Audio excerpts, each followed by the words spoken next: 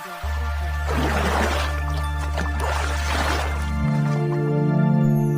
Inspiratif hidup. Jangan jadikan kegagalan kemarin sebagai penghambat hari ini.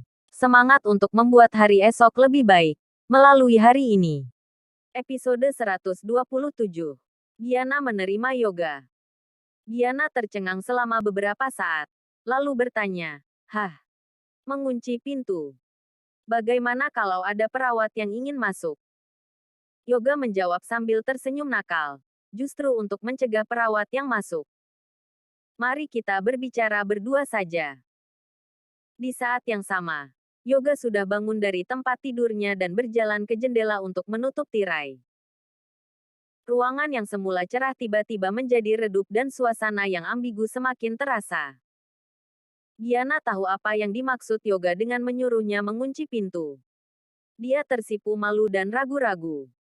Namun, akhirnya pintu pun dikunci dari dalam. Setelah itu, Giana berjalan ke ranjang rumah sakit dan berkata, "Yoga, maafkan aku. Suamiku sudah menyakitimu sampai seperti ini. Apa jarimu masih sakit?" Yoga menatap jari kanannya dengan tak berdaya. "Sakit atau tidak, itu tidak penting. Sayangnya, aku sudah tidak bisa menggunakan jari-jari ini lagi di masa depan." Tangan Sean si bajingan itu benar-benar sangat kejam. Sambil memasang ekspresi bersalah di wajahnya, Giana berkata, "Yoga, aku tahu ini salah Sean. Tapi ku dengar kamu membayar seseorang untuk memotong jari Sean. Sean suamiku. Kami sudah menikah selama 3 tahun dan dia selalu sangat baik padaku. Aku benar-benar tidak ingin kamu menyakitinya seperti ini. Aku mohon, jangan lakukan ini, oke?" Meskipun Giana telah melakukan kesalahan pada Sean, sekarang Sean sudah dikeluarkan dari keluarga besarnya dan sikapnya pada Sean pun berubah menjadi buruk. Namun, setelah 3 tahun menjadi pasangan suami istri, Giana masih menyimpan perasaan untuk Sean dan tidak ingin sesuatu terjadi padanya. Terutama, ketika dia tahu bahwa Sean mahir bermain piano. Akan sangat disayangkan jika Sean harus kehilangan jari-jarinya. Di depan Giana, Yoga selalu berpura-pura menjadi pria yang sangat berwibawa dan terhormat. Dia benar-benar sangat pandai berkamuflase dan menipu. Yoga berkata, "Kakak bidadari, apa kamu masih belum mengenalku juga? Mana mungkin aku melakukan hal sekejam itu pada suamimu? Lalu, apakah rumor itu palsu?" Giana mengira bahwa Yoga adalah laki-laki dewasa yang tampan dan ceria. Selain itu, dia juga merupakan putra konglomerat dari keluarga terpandang sehingga seharusnya dia tidak mungkin sekejam itu. Yoga tersenyum dan menjawab, "Tentu saja palsu. Aku hanya sengaja meminta kakakku mengatakan ini untuk menakuti suamimu dan mencegahnya keluar rumah. Bahkan, aku tidak mencari siapapun untuk berurusan dengannya sama sekali." Giana tidak mengerti. "Menakuti suamiku? Kenapa? Kenapa kamu tidak ingin suamiku keluar?" Yoga tersenyum nakal. Dia meraih tangan putih dan lembut Giana sambil berkata, "Menurutmu? Tentu saja agar dia tidak mengganggu kita berdua. Kalau dia tidak bisa keluar rumah, kita bisa bertemu di luar setiap hari, kan?" Giana percaya pada Yoga. Dia tahu bahwa Yoga sangat menyukainya dan karena status pernikahan Giana, keduanya harus bertemu pagi-pagi sekali atau di malam hari sebelum pulang jika ingin bertemu secara pribadi. Mungkin Yoga memang benar-benar tidak berencana untuk menyakiti Sean. Melihat wajah Giana yang lembut dan cantik, Yoga tidak bisa menahan dirinya dan mencium Giana. Namun, Giana sontak mendorong Yoga menjauh. "Tidak, tidak boleh." Di dalam hatinya, Yoga merasa sangat marah. Hanya saja, dia tidak melampiaskannya dan masih berkata dengan sabar, "Giana, aku sangat mencintaimu. Demi dirimu, aku bahkan bisa merelakan jari-jariku ini. Memangnya kamu tidak bisa merasakan rasa cintaku?" Yoga memukul Sean di restoran kemarin murni untuk membalas dendam bibinya. Tapi, Sekarang Yoga mengatakan bahwa dia melakukan ini demi merebut Giana. Aku tahu kamu mencintaiku. Tapi keluargamu mungkin tidak akan menerimaku, kata Giana. Sebenarnya, hal yang paling penting bagi Giana bukanlah mendapatkan persetujuan keluarga, melainkan mewarisi harta ratusan triliun keluarga Liono. Jika Yoga yang polos ini ingin bersamanya, tetapi keluarganya tidak setuju, maka Giana tidak akan mau menerima Yoga. Aku sudah memberitahukan tentangmu pada keluargaku. Kakek bilang, asalkan kamu bersedia menggugurkan anak yang ada di dalam kandunganmu, kakek akan setuju kamu bergabung dengan keluarga Liono kami. Terang Yoga. Menggugurkan anak yang ada di dalam kandunganku. Giana mengangkat kepalanya dengan berat hati. Yoga mengangguk. Benar. Sebenarnya aku tidak peduli kamu mau menggugurkannya atau tidak. Orang tuaku juga terserah padaku saja. Tapi, kakekku adalah orang tua kuno yang tidak mau kamu menikah dengan membawa anak orang lain ke dalam keluarga Liono kami. Sebenarnya, meskipun Giana merasa tidak nyaman dengan permintaan keluarga Liono ini, dia tidak terkejut sama sekali. Sebagai ahli strateginya, Hilda sudah memberitahu Giana bahwa keluarga biasa pun tidak akan menerima menantu perempuan yang menikah dengan membawa anak orang lain. Apalagi keluarga kaya seperti keluarga Liono. Jika Giana ingin menikah dengan keluarga Liono, dia harus menggugurkan anak Sean. Sejak Sean dikeluarkan dari keluarga besarnya, Giana sudah berpikir untuk menggugurkan anaknya.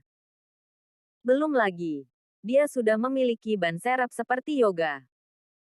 Meskipun tidak ada ban serep sekalipun, dia memang berencana untuk menggugurkan anaknya. Memiliki anak akan membuat Giana sulit menikah lagi, kecuali jika dia menemukan seseorang yang juga sudah pernah menikah dan memiliki anak. Akan tetapi, dia juga memandang rendah pria seperti itu. Dia hanya menyukai pemuda yang belum pernah menikah dan juga putra konglomerat dari keluarga terpandang. Yoga melanjutkan, hanya ada 2 anak laki-laki dalam generasi ketiga keluarga Liono, yaitu aku dan kakakku, Fendi Liono. Aku dan kakakku memiliki hubungan yang sangat baik dan tidak pernah ada perebutan kekuasaan dalam keluarga kami. Harta keluarga Liono juga akan dibagi 2. Apa yang aku dapatkan tidak akan lebih sedikit dibanding apa yang kakakku dapatkan. Giana, jika kamu bersamaku, aku berjanji untuk menjadikanmu wanita paling bahagia di dunia, kata Yoga.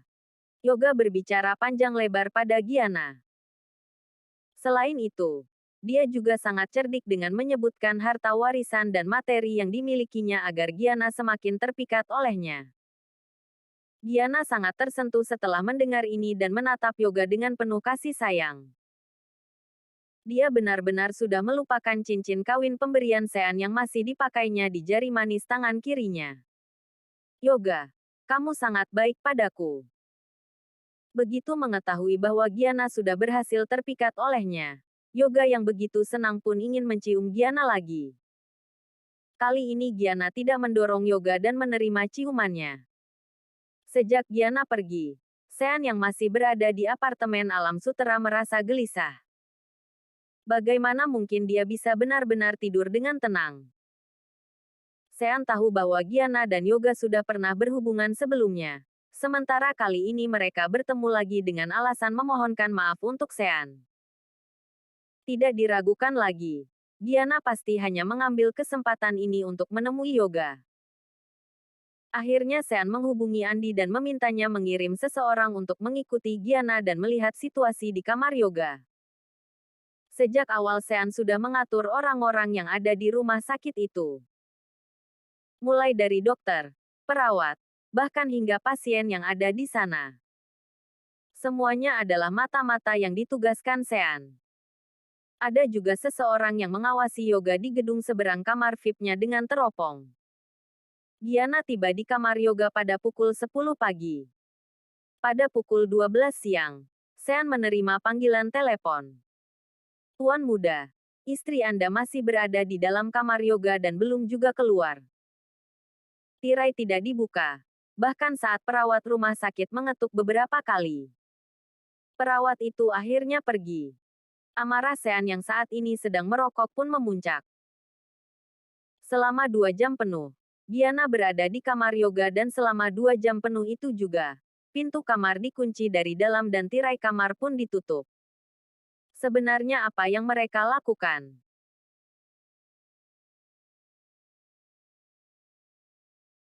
Episode 128. Aku ingin menceraikan Sean. Terserah saja apa yang ingin mereka lakukan. Lagi pula, aku juga sudah berencana menceraikan Giana. Aku tidak akan memedulikannya lagi. Sean sudah mengatakan hal ini pada dirinya sendiri berkali-kali. Tapi akhirnya dia tetap tidak bisa menahan diri dan menghubungi Giana pada pukul 12 lebih 10 menit. Istri, kamu di mana? Aku sudah selesai masak. Apa nanti siang kamu pulang untuk makan di rumah? Tanya Sean. Nada bicaranya tenang. Berpura-pura tidak tahu apa-apa. Aku di perusahaan. Jawab Giana di telepon. Nanti siang aku tidak pulang. Jadi kamu makan sendiri saja. Untungnya Sean mengirim seseorang untuk mengikuti Giana. Jika tidak, Giana akan berhasil menipu Sean lagi. Wanita ini penuh dengan kebohongan. Dalam 3 tahun terakhir, entah sudah berapa kali dia berbohong pada Sean. Tentu saja Sean tidak mengungkapkan kebohongan Giana dan bertanya, bukannya kamu pergi ke rumah sakit untuk menemui Yoga? Bagaimana? Ya, aku meminta maaf pada Yoga. Tapi Yoga masih marah dan menolak untuk memaafkanmu karena dia terluka sangat parah. Kata Giana, lebih baik sekarang kamu tidak usah keluar dan tunggu dulu sebentar lagi. Jika ada waktu, aku akan datang lagi dan memohon pada Yoga. Sean mendengus pelan dalam hati dan mencibir. Yoga, Yoga, Yoga. Benar-benar akrab sekali kamu memanggilnya. Entah kamu ingin ke sana untuk memohon pada Yoga atau memanfaatkan kesempatan untuk bertemu dengannya. Hanya kamu sendiri yang paling tahu. Sudah dulu. Ya, aku sibuk. Sebelum Sean sempat menyahut, Giana sudah menutup telepon. Giana tidak keluar dari kamar yoga sampai pukul 2 siang. Setelah meninggalkan rumah sakit, Giana pergi menemui Hilda dan duduk-duduk di kafe. Pukul 5 sore, Giana pergi ke rumah Nenek Wangsa di perumahan Kelapa Gading.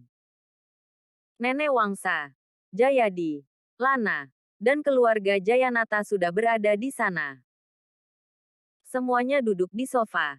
Sementara hanya Giana yang berdiri di tengah sambil menghadap ke Nenek Wangsa.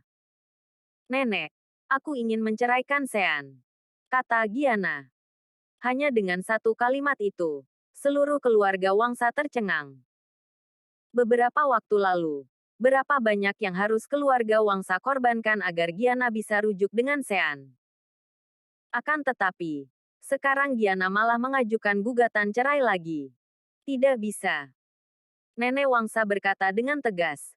Kakekmu lah yang sudah mengatur pernikahanmu dengan Sean. Kita sudah pernah melanggarnya sekali. Kita tidak boleh melanggarnya untuk yang kedua kali. Lana yang setuju dengan tindakan putrinya berkata, Ibu, situasi sekarang sudah berbeda dengan dulu. Saat itu, Giana memang salah menceraikan Sean karena kita tidak tahu identitas Sean yang sesungguhnya. Tapi, sekarang kita sudah tahu dan Sean sudah diusir dari keluarga besarnya. Sekarang dia hanyalah orang biasa. Jadi untuk apa tidak bercerai dan tetap bertahan? Yuana masih mengenakan gaun dengan noda sidik jari. Tersenyum dan duduk menyilangkan kakinya sambil menyahut. Benar, benar. Cepat bercerai saja. Aku dengar para mafia ingin berurusan dengannya. Entah ingin membunuhnya atau apa.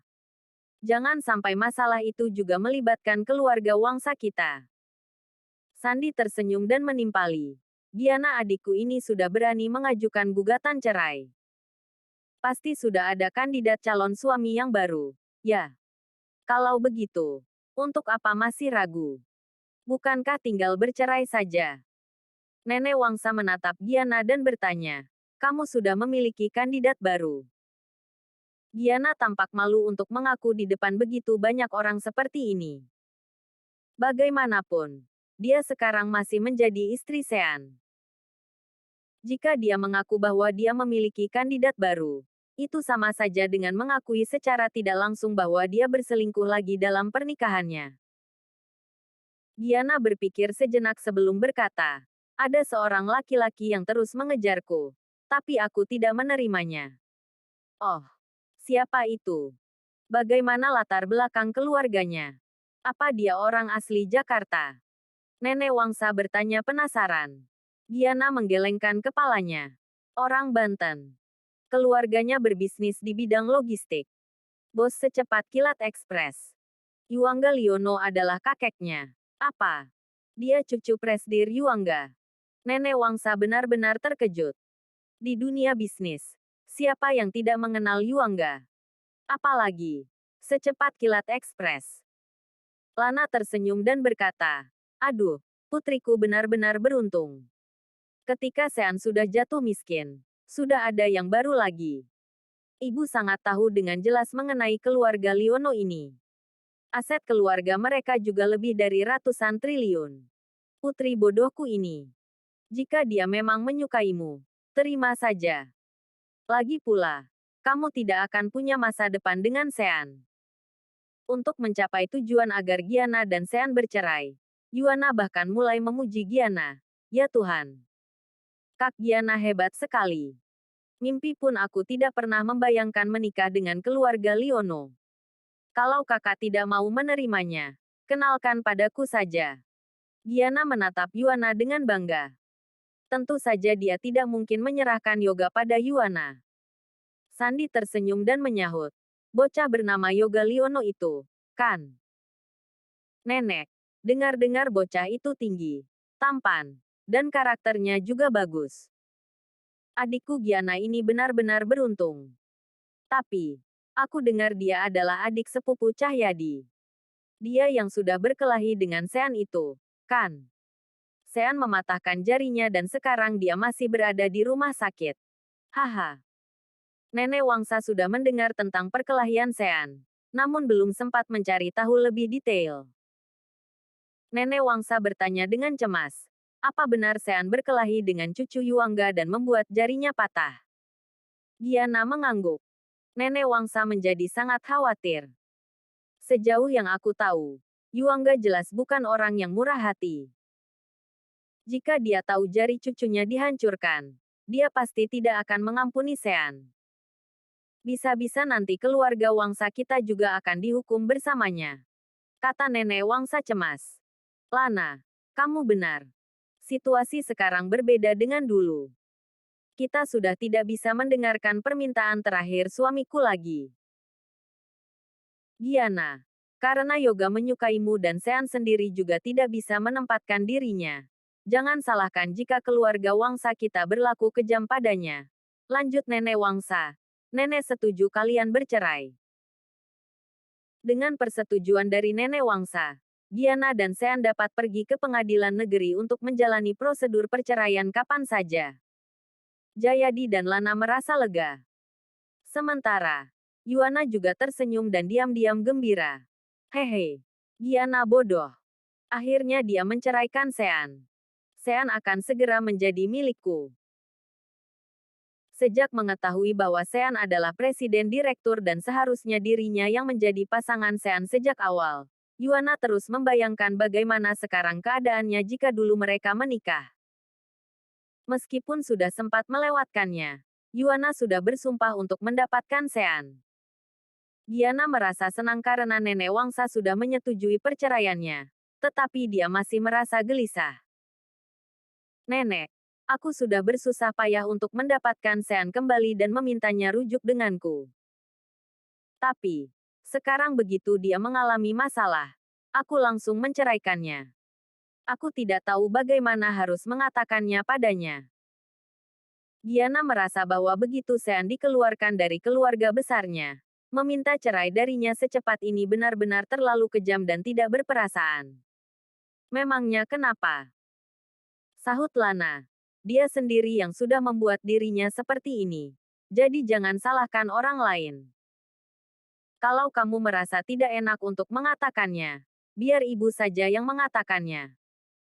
Nenek Wangsa mengulurkan tangannya dan berkata, tidak. Sean sudah banyak membantu keluarga Wangsa di masa lalu. Dia memberi kita banyak pekerjaan dan membantu menaikkan status sosial keluarga kita dari keluarga kelas 2 menjadi keluarga kelas 1.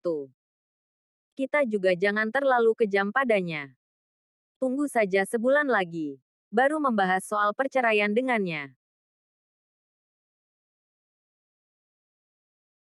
Terima kasih sudah mengikuti channel Wan dan Putra Orsia. Jangan lupa subscribe, like,